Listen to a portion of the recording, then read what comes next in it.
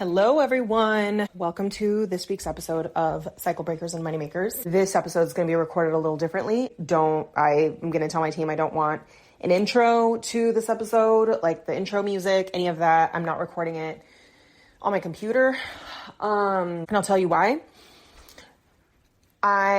We find ourselves right now in a very heavy and difficult time, especially if you are daughter of immigrants, a member of the immigrant community, or even if you aren't and you are just a human and you are sitting in the heaviness and the anger and the grief from watching ICE kidnap and snatch people out of the streets, out of their workplaces, kids being torn from foster homes, and I say kidnapped because deportation has a legal process and none of the legal process is being abided by. And so this is what we are witnessing. We're witnessing kidnapping. And so you think about the realities of being a marginalized person, a person of color, of the immigrant community, seeing this happening to your people. And understandably, this is not a normal time. This is not a business as usual time. This doesn't mean we stop our businesses, but this is what I wanted to talk about today is number one, just give a voice. I just want to talk to you about how I'm feeling, how I am navigating this, and how I am helping my clients who are primarily daughters of immigrants navigate difficult emotions right now, validate those emotions, and figure out how they can support themselves so that they can show up for themselves, so they can show up for their families, for their clients. And what does it look like to show up for business right now, to show up for life right now? Because right now it can feel very much like I can't even think about anything else. I don't want to market. I don't want to post. I don't want to do anything else because I'm just sitting in anger and grief and fear. And so I wanted to talk to you about that today because, to be honest, it's hard to get anything else out of my body right now. I'm walking around my house. This is why I'm recording it on my phone. And I've really, as a person who came from many, many years in corporate, being in college, graduating twice, like with a master's degree, like I've done the world where you got to sit down and you have to like be presentable and you need to act a certain way. And what I have learned of how I've even been able to function as a business owner who has had to work through, a lot of difficult things while running my business is that I've had to find new ways of doing business that honor my humanity, that honor my nervous system, that always ask the question, what do I need before, how can I get myself to do this thing? And so I wanted to talk to you about that today. You can hear in my voice, like I'm walking around the house, I'm pacing because my body naturally wants to move. Everything in me for like sitting down is hard right now. I can sit down and coach because I'm holding space, because it's the easiest thing for me to do. Also because I'm coaching on how my clients are feeling. Not all of them are Latinos, just many of them are, daughters of immigrants. And we see how what happens to one of us happens to all of us. Like what is a threat to one of us is a threat to all of us. And that's true even if you're not a daughter of immigrants. And so what I wanted to share was you can always, you will create whatever works for you, but I wanted to share how I'm working through this and how I've been helping my clients to work through this time, while also not just making it about how can we get ourselves to do the action in business, to also be like, how do I show up for myself right now? What actions do I actually want to take in order for me to play my role in liberation for my people, in order to raise awareness, in order for me to take action, not just in my business, but to take action for my community if that is what I'm feeling called to do. And so with that being said, man, you guys, I wanted to say my perspective on what is going on, because I think that it's going to explain a little bit more about how I see business and why I think it's more important than ever that marginalized people have platforms that are theirs, that they own, like brands, and not just brands, but brands that allow them to say what they really think and be who they really are. Who controls your money controls your voice, and can control your safety, right? And this is how it feels, right? So this is like why people who have perceived like the fewest options are afraid to talk about this right now. They're afraid to like say too much or do too much because they don't know what's going to happen, right? And so all of this has really just highlighted, like, this is why even when I had a job that many would consider lucrative, I was just like, I never I don't ever want to succeed at something that requires me to silence myself and to hide who I am. I don't want that type of success. And I say this because what's happening now with what feels like a descent to fascism, with, I don't even want to call him the president, with these fear tactics that are so far outside the confines of law that we're kind of grappling to make sense of like why this is happening. Apart from the fact that, you know, a lot of what America was founded on is truly like what we're seeing. So I wanted to just share, as I've been thinking about what's happening, I've really thought about why some of us are not surprised. It doesn't mean that we're indifferent, but it means we're not shocked. When people are like, how is this happening? It's typically the people who haven't seen this coming and aren't being personally affected by it. And the reason that I say I'm not surprised is because the only way that a country that exists off the back of colonization, meaning illegal immigrants came here from Europe in the 1400s and violently took it from the hands of the natives, right? So it is essentially a nation that was, from the very beginning, built off of violence, separating people from their own culture and identity, separating them from each other, fear. This is colonization, right? And racism and all the things, right? So this is a nation founded on white supremacy. The only way that a minority of people, meaning a small number of people, can actually take control of land, control the behaviors of other people, keep them under control, right? And in service of them is through fear, limiting their access to resources and education and anything that would resource that person. So essentially, this country is founded on, and it's become increasingly more obvious in recent years, that even policy is based on how do the people in power that have the most money, majority white, retain power and control by making sure that anybody that could cross over this canyon that used to be the middle class cannot do it, right? Because when people are resourced and they have options and they have education and they have money and they're connected to one another and they understand their rights and they know how to manage money and they have resources and options, they don't accept their rights being taken away. They don't accept anybody acting outside of of parameters of humanity. They don't accept that. They will revolt. They will unite.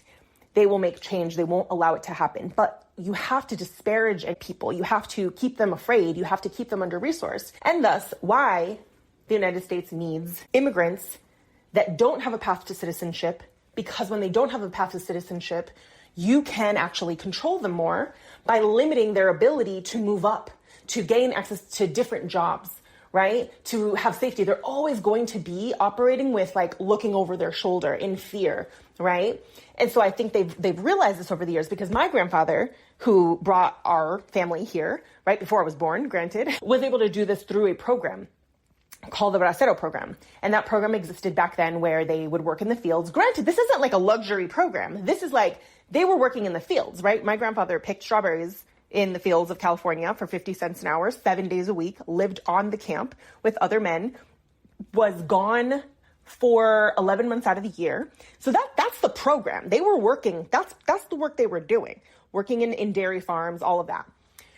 And when they stopped allowing them to do that work and only made it that you had to be a citizen to do the work, then the dairy farm shut down. So this is all in context of like, this country knows that they, number one, are a nation of immigrants, and number two, need cheap labor that is disenfranchised and disempowered, that doesn't have access to move themselves up, so that capitalism can continue to fund the pockets of the elite fraction, top percent.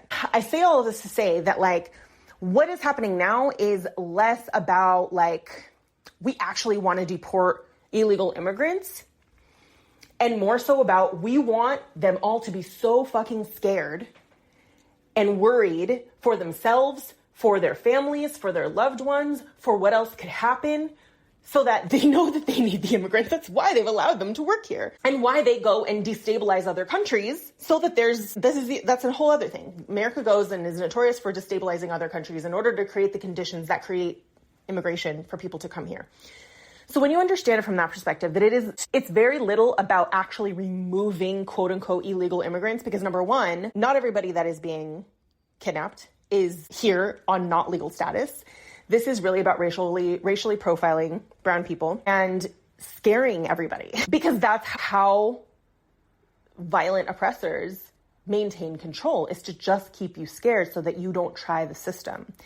And when you understand this, then you see this as everything is by design to keep you scared. Everything is by design to keep marginalized people without options, to keep us silenced, to have somebody else hold the purse string or the puppet strings so that you're afraid, right? And I think in our generation, like the millennials and Gen Z, like it's different than our parents. Like I think our parents' generation is a lot more afraid, and they're relying on us, you know, and like what we're doing. But when you see that everything is by design in America in order to ensure that money and power and control is in the hands of very, very, very few people, and when the majority could very easily overthrow, right? What stops them from doing that is fear, separation from community, separation from your own identity and self, living check to check, right? And also, which America has done very well, I may add, and I'll explain what I mean by well, is this like campaign around America being the greatest country in the world. Like they feed it to you from when you're a child. Like I used to recite the Pledge of Allegiance in school. And when you think that and then you don't travel and you don't see it, you're like, oh, you actually think that it's great. And so why would you challenge what you think is the greatest country in the world? So all of this is how they maintain control. And this is what we're seeing with ICE snatching people out of their immigration appointments, snatching people out of workplaces, all the things. This is all part of maintaining control through fear, through division, through dehumanization, because that's another tool of the oppressor, is dehumanizing people.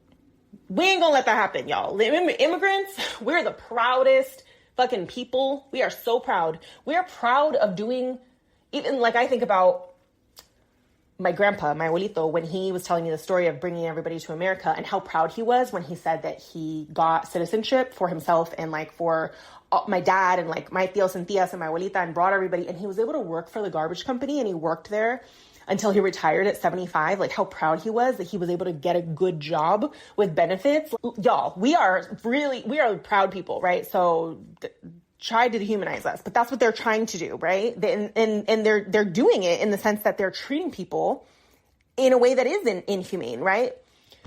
And so with all of this to say, if that is their aim, if that is their aim, then what do we do?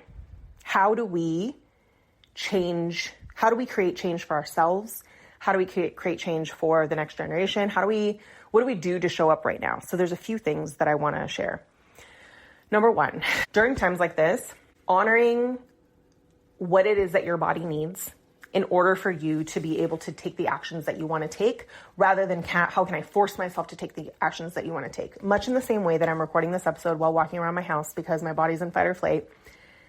What is it that you need in order to take care of yourself, to resource yourself so that you could be there for yourself, be there for your family, you know, do your job, but also do the work of liberation, do the work of supporting your clients, whatever that is. So this might literally mean being extra gentle with yourself, reaching out to trusted friends and just checking in on them, having them check in on you, going for a walk, giving yourself intentional breaks from social media, watching how your body reacts and being like, do I need to be informed right now or do I need to be rested right now?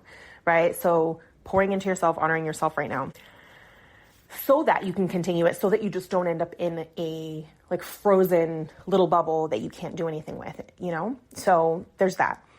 The other is, if you're finding it difficult to even navigate, like what does it look like to do business right now? What has helped me, what I had to anchor into, honestly, since the genocide in Palestine began in October 2023. And there were days where I felt like, what else matters besides this genocide? Was I've had to be able to answer the question, why does my brand exist? And why does my message matter more than ever? And to be able to speak to that through the lens of what's happening. So when I think about my brand, I think marginalized people having a brand and a platform where they can say what they want and be who they are is a form of liberation. Because again, who controls your money controls your voice. So if you can build a platform that reaches people, that influences people, and that makes you money, and you don't have to worry about who's signing your check because it's based on you, your values, your story, and who you are, nobody can fuck with that and nobody can take that away. This is the reason why women of color having businesses is so damn revolutionary because you can walk through this world less afraid, more emboldened, more empowered, more in purpose when you have that. And even if you're listening to this and you're like, yeah, but I haven't really made as much money as I wanted to make and like all of that, that's okay. Very few people have platforms that they can pick up their phone or write some words and actually have an audience waiting for them to listen to them, right? To hear what they have to say. And if you've even started that, you already have that. You already have that. And so that's what I would say is think about the work that you do. Why does it exist? Why does your brand exist? Why does your business exist? And why does it matter now? Why is it needed now more than ever? Think bigger than your result, right? Think bigger than that. Why does it exist? Why does it matter? How does it do its part to leave your community with more options, with more resources? How does it leave them better off, and why is that important right now? And being able to speak to that. And on the day that everything else feels hard, everything else feels misaligned, it's okay for you to not figure out, how do I turn this into a sales pitch? Just show up as yourself and talk about how you are navigating difficult things, how you are navigating watching what's happening in the news in your neighborhood, right? Talk about how it's affecting you, because not everybody has people that they look up to who are doing that, right? If you have clients, they're watching how you're showing up, and you don't need to show up and have the most profound thing to say. Nobody has this figured out. We're all working through it. But sometimes your thought leadership, you just showing up where you are, is the most profound thing that you can do. Because I know for some of us, like including me, like I'm at a place now where, there's many people that I look up to, but not necessarily everybody is talking about this, because those, like even mentors, because it's like, I'm not the person that they, like my life and their lived experience does not cross over. So they're just not speaking to this. But how validating it is when someone says, I see you. And maybe I'm not from your background. Maybe they're not Latinos or they're not immigrant descendants, but like I see you and I'm in this fight with you and I'm holding space for you. And this is what I believe. That is so important. So on the days that all other actions feel difficult, how can you just show up and tell people, this is where I'm at right now, and this is what I think about it, and I'm with you? That's important. So number one, starting with what it is that you need versus how can I get myself to do this thing? How can you resource yourself so that you can take the actions that you want to take? That's number one. Number two, it's remembering, why is it that your brand exists? Like, what's its mission, and why is it more important now more than ever? Number three, it's letting go of the desire to show up perfectly and all the things with, even especially when it comes to selling and people say like, I just don't know right now. Show up and just be a thought leader. And you already are one just through what you're thinking. Share where it is that you are. That in itself is service. Your people are waiting to hear that from you. And I will also say, as a number four, that while selling in the conventional sense might feel like difficult, what I will say is move through it however you need to move through it. But it is so important that we continue to tell people how we can help them. And so I think that you can do this with consideration to what is going on versus not doing it at all, right? So the way that I'm selling differently right now is just by talking about my values, talking about my story as a daughter of immigrants, talking about my stance on things, right? And then saying, this is why it's so important for women of color to have platforms that they own so that they can have influence that is unobstructed by anybody else, that they can make money by being themselves. Because in this, we start to shift the separation of power. When we have platforms that we own where we can make money by being ourselves, and we can decide who we help, and we can decide we're going to be ourselves and be unfiltered every day, right? No, we're not scared anymore, because who controls your money controls your voice, right? So that's what I talk about. And to me, that is selling, because this is telling people who I am. So it's a little bit broader. This may not be like a day of, I'm going to overcome objections and I'm going to do like a teaching thing, and it feels like it's kind of out of left field. You still can do that with consideration to what is going on in the world. And sometimes just by acknowledging where you are and what's going on, you feel more free to go and talk about what it is that you want to talk about. But I don't want you to stop telling people how you can help them. It's so important. And so I just wanted to share that today because my heart is just with all of you, anybody who's having a difficult time. I have been coaching clients on a number of things. Some of my clients live in LA. They're experiencing it firsthand. It's also happening here in San Francisco. Some of my friends and clients have parents who are in the documentation process because it can go years and years and years and years. Literally, I know someone whose parent has another appointment and it's 3 years from now. So this is the system we're in, right? And they're understandably scared for their families. I'm personally having conversations with my parents who have been trying to coach me on what to say, what not to say, and like, what if they try to do this? And I have to coach them back to just be like, listen, guys, here's this. And like, they're scared, right? So this is an added layer that we are navigating right now. And it just deserves all the love and tenderness in the world because we're just navigating very deep things right now while we are trying to grow a business that already challenges our sense of safety on a regular basis. And this is just something that we're learning how to allow our humanity and our business identities to coexist. And this is how we grow businesses and sustain businesses in a human way.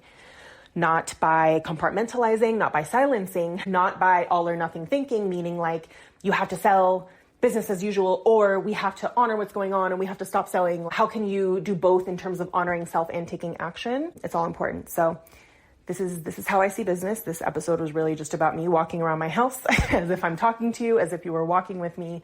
I literally been walking back and forth between the sofa in my room, which is also my office, looking at the view of San Francisco, and then walking back and forth between there and my daughter's room because that's what my body wanted to do as I shared this message with you today, because I knew that sharing this message with you today was going to activate me as I was talking through it.